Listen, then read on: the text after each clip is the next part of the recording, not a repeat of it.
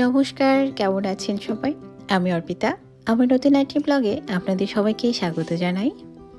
বেশ অনেক দিন ধরেই আমার কাঁকড়া খেতে খুব বেশি ইচ্ছে করছিল।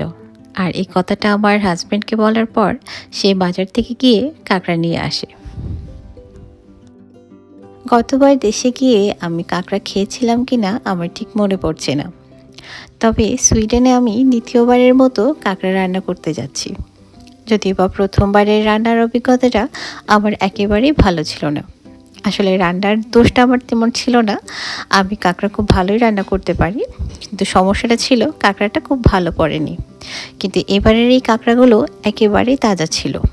আর দেখেও কিন্তু মনেই হচ্ছে না এগুলো ফ্রোজেন।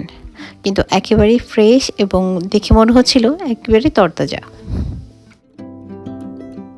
কাঁকড়াগুলো একেবারেই ফ্রেশ ছিল, তাই খুব বেশি কিছু ফেলে দেওয়ার দরকার পড়েনি। তবুও আমি যতটুকু সম্ভব আমি একটু পরিষ্কার করে নিচ্ছিলাম, আর যে বাড়তি অংশগুলো ছিল সেগুলো আমি কেটে ফেলছিলাম।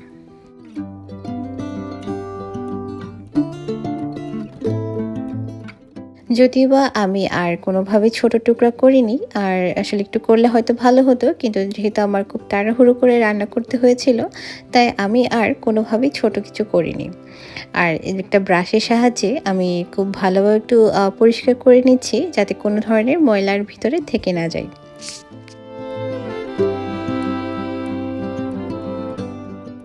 তো সবগুলো আমি কাঁকড়া ভালোভাবে ধুয়ে নিয়েছি, এবং সব কিছু পরিষ্কার করার পরে আমি লেবু এবং হলুদ দিয়ে আমি আরও বেশ কিছুক্ষণের জন্য ধুয়ে নিয়েছিলাম, যাতে কোনো ধরনের ব্যাড স্মেল না হয়।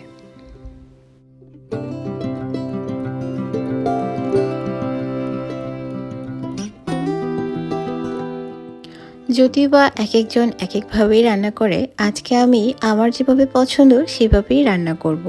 আর রান্নাটা আসলে খুব আহামরি কিছুই না, একেবারেই খুব সাধারণ একটা সাদামাটা রান্না। আর চলেন আপনারা একসাথে আমরা দেখি রান্নাটা করি। রান্না করার জন্য প্রয়োজনীয় যত মশলা আছে সব মশলাই আমি এখানে দিয়েছি।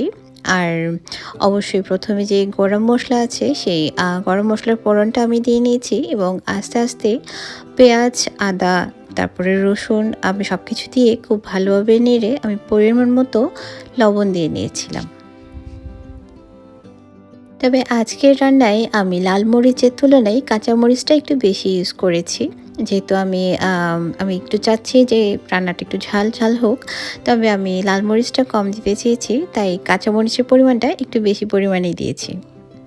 আর আমি কিন্তু এখানে পেঁয়াজ কুচিটা কম ব্যবহার করেছি। পেঁয়াজটাকে আমি একটু ব্লেন্ড করে নিয়েছি, আর একে একে আদা এবং রসুন বাটাগুলো আমি দিয়ে নিয়েছি। মোটামুটি আমি একটু চেয়েছি যে রান্নাটার যে গ্রেভিটা হবে সেটা যেন একটু ঘন হয়। পেঁয়াজ এবং আদা রসুনগুলোকে আমি খুব ভালোভাবে নেড়েচেড়ে নিয়েছিলাম, যাতে কোনোভাবেই কাঁচা গন্ধটা না থাকে। আসলে বেশ কিছুক্ষণ কষিয়ে নিলে ভালোভাবে আদা রসুনের কাঁচা গন্ধটা আর থাকে না, আর সেটা যদি না থাকে রান্নাটাও কিন্তু ভালো হয়। এবার আমি এখানে যে শুকনো উপকরণগুলো আছে, যেমন ধনিয়া, আদা, জিরা এবং লাল মরিচের গুঁড়া, সবগুলোই আমি একে একে দিয়ে নিয়েছি।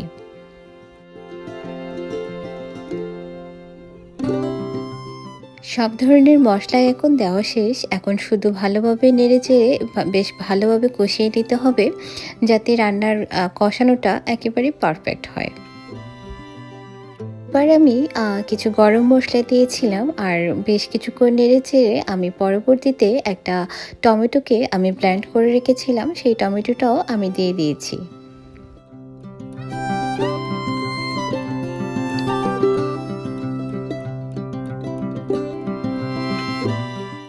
আসলে এই সময় আমার এই চুলাটায় একটু আঁচটা কম মনে হচ্ছিল, তাই আমি চুলার টা চেঞ্জ করে দিয়ে আমি অন্য একটা চুলায় পাত্রটা দিয়ে দিয়েছিলাম, এবং পরবর্তীতে যাতে খুব তাড়াতাড়ি আমার রান্নাটা হয়ে যায়। পুরোপুরি কষানো হয়ে যাওয়ার পরে আমি ধুয়ে রাখা আমি কাঁকড়াগুলোকে একে একে সব দিয়ে দিয়েছি, এবং খুব ভালোভাবে আমি মিশিয়ে নিয়েছি সবগুলো মশলার সাথে, যাতে খুব সুন্দরভাবে মশলাগুলো মিশে যায় কাঁকড়াগুলোর সাথে। এবার আর অন্য কোনো কিছু দেওয়ার বাকি নেই। এখন শুধু ভালোভাবে আবার একটু মিশিয়ে নিতে হবে এবং নেড়েচেড়ে দেখতে হবে যাতে কোনোভাবে পোড়া দাগ লেগে না যায়। আসলে রান্না যতই ভালো হোক না কেন, যদি পোড়া দাগ লেগে যায়, রান্নাটা আর কখনোই ভালো লাগে না খেতে। মাঝখানে আমি একটু লবণটা চেখে দেখেছিলাম, আর সব কিছু যখন দেখলাম যে একেবারে পারফেক্ট, আমি একটু পরিমাণ মতো পানি দিয়ে আমি বেশ কিছুক্ষণের জন্য আমি রেখে দিয়েছিলাম যাতে খুব ভালোভাবে রান্নাটা হয়।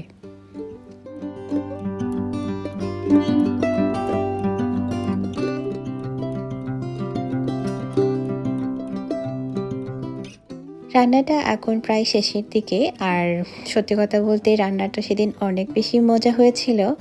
আর যেহেতু অনেকদিন পরে আমরা কাঁকড়া খেয়েছিলাম, সত্যি আমাদের খুব ভালো লেগেছিল। বিশেষ করে কাঁকড়াগুলো যেহেতু একেবারে ফ্রেশ ছিল, তাই খেতে খুব ভালো হয়েছিল এবং রান্নাটাও খুব তাড়াতাড়ি খুব সুন্দরভাবে হয়ে গিয়েছিল।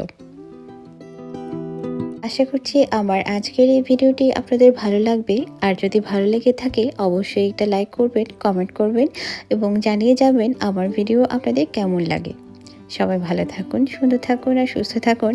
অবশ্যই আমার পেজের সাথে থাকুন। যারা এখনো পর্যন্ত আমার পেজটিকে ফলো করেননি, অবশ্যই আমার পেজটিকে ফলো করবেন। আর যারা ইউটিউবে আমার ভিডিওগুলো দেখবেন, অবশ্যই আমার চ্যানেলটিকে সাবস্ক্রাইব করবেন। ধন্যবাদ সবাইকে।